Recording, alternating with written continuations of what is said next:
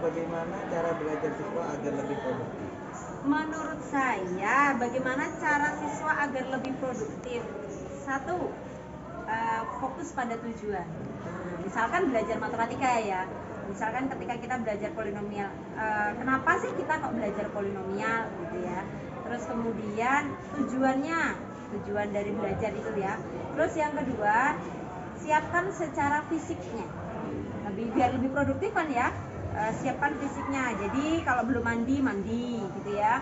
Terus kemudian kalau belum makan dulu. Jadi dalam kondisi kenyang, dalam kondisi bersih, belum sholat dulu gitu ya. Nah, jadi kondisinya memang sudah disiapkan. Oh, saya niat mau belajar gitu ya. Terus kemudian setelah kondisinya siap gitu ya, tujuannya tadi belajar apa, terus kemudian kondisinya siap, selanjutnya adalah perlengkapan untuk belajar gitu ya. Suasana lampu harus cerah gitu ya. Terus kemudian kalau pakai apa itu internet, usahakan data internetnya sudah oke, jadi tidak terganggu-ganggu. Masih di tengah kemudian ngeplay video lagi asik-asiknya fokus, tiba-tiba internetnya lemot. Nah, itu kan tidak asik ya. Jadi siapkan perlengkapan sarana dan prasarananya itu tadi. Yang pertama adalah niat dari diri tadi. Terus yang kedua adalah kesiapan dirinya itu sudah makan, sudah mandi, sudah sholat kan begitu ya. Sudah tidak ada hal yang mengganggu secara pribadi. Terus yang ketiga tadi adalah sebagai sarana dan prasarananya. Jadi lingkungan sekitarnya, suasana lampu, suasana ruangan, terus alat-alat untuk belajar. Itu ya. Yang kedua, bagaimana menurut Ibu kepada siswa-siswi yang dapat mengerjakan tugas-tugas dari pengajar dengan bantuan internet dan ketika penilaian harian nilai-nilai mereka anjlok? Apakah hal tersebut dapat membuat siswa-siswi tersebut menjadi pintar?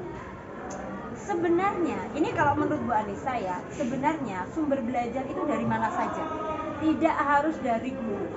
Nah, bisa dari internet, bisa dari buku, bisa dari teman sebaya. Nah, gitu ya. Jadi, ketika mengerjakan soal, mendapatkan jawaban dari internet, sebenarnya sah-sah saja. Cuman yang disayangkan adalah ketika kalian hanya copy paste. Tahu? Hanya ngopi kemudian nyalin, dipindah. Nah, itu sebenarnya yang salah. Sehingga ketika penilaian, maka nilainya kebanyakan anjlok.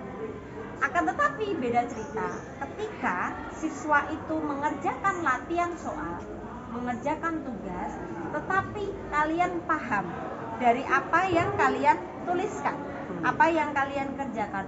Oh, tutorialnya sekarang kan banyak sekali kan tutorial yang ada di YouTube kan banyak. Jadi oh soal ini tutorialnya ini.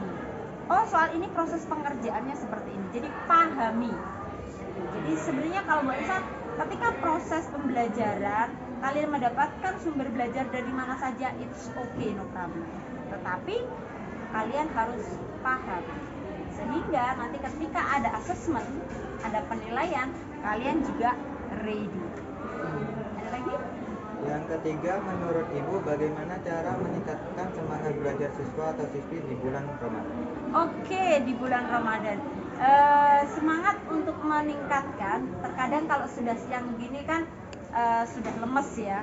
Nah, kalau menurut Bu Anissa itu yang paling oke belajar itu ketika setelah sahur. Jadi setelah sahur itu kita baru bangun tidur, pikiran fresh gitu ya. Bangun tidur, silahkan kalian tahajud dulu. Setelah tahajud, misalkan bangun jam 3 kalian tahajud dulu sampai setengah 4 kalian bisa makan sahur. Nah, setelah 4 makan sahur, kemudian dari jam setengah 4 makan sahur itu kan tidak mungkin makan itu lama sekali kan tidak mungkin. Makan kalian siapkan untuk kalian belajar sambil menunggu waktu sholat subuh. Nah, setelah sholat subuh, waktunya sholat subuh, setelah sholat subuh kalian belajar lagi sampai menuju jam persiapan berangkat sekolah. Nah, jadi ketika kalian berangkat sekolah, kalian sudah siap itu apa saja yang sudah kalian pelajari. Itu. Kalau malam biasanya dalam kondisi perut kenyang, itu terkadang itu ngantuk gitu. Kalau siang pada bulan Ramadan karena perutnya kosong, kadang apa? Lapar, ngantuk, lemes seperti itu. Jadi kalau menurut saya secara waktu itu lebih bagus setelah sahur. Usahakan makan makanan yang bergizi. Jangan hanya skala karbohidrat saja, tidak, tapi perhatikan proteinnya. Protein tidak harus dari hewan ya, tidak harus hewani, tidak harus dari daging, bisa dari tahu, dari tempe, dari yang lainnya. Itu secara asupan makanan. Terus yang selanjutnya adalah juga motivasi diri. Bulan Ramadan itu adalah bulan yang terbaik untuk kita beribadah. Perhatikan, ibadah itu tidak hanya sholat dan mengaji saja, tapi belajar adalah juga merupakan ibadah. Itu yang perlu jadikan catatan. Yang keempat, menurut Ibu, mengapa pelajar sekarang sangat sulit memahami yang diajarkan pengajar? Terlalu banyak iklannya. Ya, apa itu iklannya? Karena kalau saya lihat, yang cewek-cewek lebih banyak mereka bersosial media. Yang cowok-cowok lebih banyak mereka suka ke gamenya. Nah, itu yang mengakibatkan fokus untuk belajarnya jauh berkurang daripada siswa-siswa sebelum ada internet jam seperti saat ini. Tapi perhatikan, semuanya kembali lagi kepada pribadi kalian semua. Apa tujuan dari kalian belajar? Apa cita-cita kalian? Gitu ya. Kalau kalian memang fokus untuk mencapai sesuatu, berarti kalian memang harus mengusahakan itu, memperjuangkan itu, ya. Karena seperti itu tadi yang boleh saya sampaikan, seperti sosial media, kemudian seperti games, itu sampai kapanpun pasti akan ada dan akan terus semakin banyak begitu. Tapi tergantung dari diri kalian. Ada lagi? Yang terakhir, menurut Ibu, apakah dengan belajar sepanjang hari dapat meningkatkan kualitas belajar? Tidak. Belajar sepanjang hari dengan kuantitas yang besar tidak ada korelasinya dengan hasil belajar. Tetapi Bu Anissa percaya kalau misalkan kalian belajar dengan kualitas yang bagus, itu justru akan lebih menghasilkan sesuatu. Misalkan begini, seperti durasi kita di bulan Ramadan. Seperti tadi yang diceritakan sama Bu Anissa ketika proses belajar kalian yang tadi, mulai dari jam 4:30 ya, 4:30 sampai 4:30, 4:30 kalian sholat sampai dengan jam 5, dari jam 5 belajar lagi sampai jam 6. Itu di situ hanya 2 jam. Oke? Terus kemudian di sekolah. Kemudian kalian di sekolah. Ambil di sekolah durasi sepanjang dari jam 8 sampai dengan jam 2. Itu yang efektif. Itu misalkan ambil saja 3 jam. Misalkan ambil 3 jam. Terus kemudian dia Pak.